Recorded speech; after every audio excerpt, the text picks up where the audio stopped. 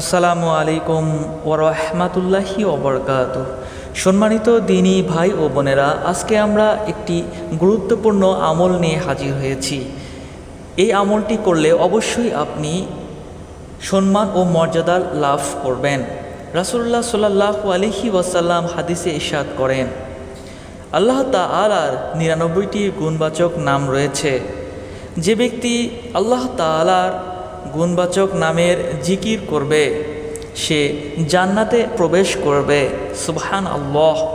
তাছাড়া এই গুণবাচক নামগুলোর আলাদা আলাদা অনেক উপকার ও মহা ফজিলত রয়েছে। আবু হুরায়রা রাদিয়াল্লাহু আনহু থেকে বর্ণিত, রাসূলুল্লাহ সাল্লাল্লাহু আলাইহি ওয়াসাল্লাম বলেছেন, আল্লাহ তাআলার ৯৯ এক কম ১০০টি নাম রয়েছে।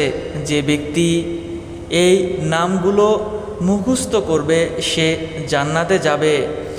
অপর বর্ণনায় আছে তিনি বেজোড়, তাই বেজোড়কে ভালোবাসেন। বুখারী শরীফের হাদিস, মুসলিম শরীফের হাদিস, তিরমিজি শরীফের হাদিস। সুবহানাল্লাহ। এখন আমরা জানব আল্লাহ সুবহানাহু ওয়া তাআলার যে নামটি আমল করলে অনেক ফজিলত এবং মান সম্মান মর্যাদা লাভ হবে, সেই নামটি হলো আল জালিলু।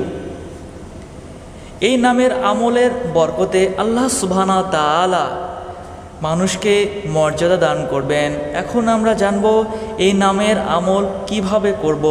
যদি কোনো ব্যক্তি আল্লাহ তাআলার পবিত্র গুণবাচক নাম লিখে, অর্থাৎ আল জালিলু লিখে পানি দিয়ে ধুয়ে খায়, তবে ওই ব্যক্তিকে মানুষ সম্মান ও মর্যাদা দিবেন। দিন প্রচারের স্বার্থে লাইক, কমেন্টস এবং শেয়ার ও সাবস্ক্রাইব করতে পারেন।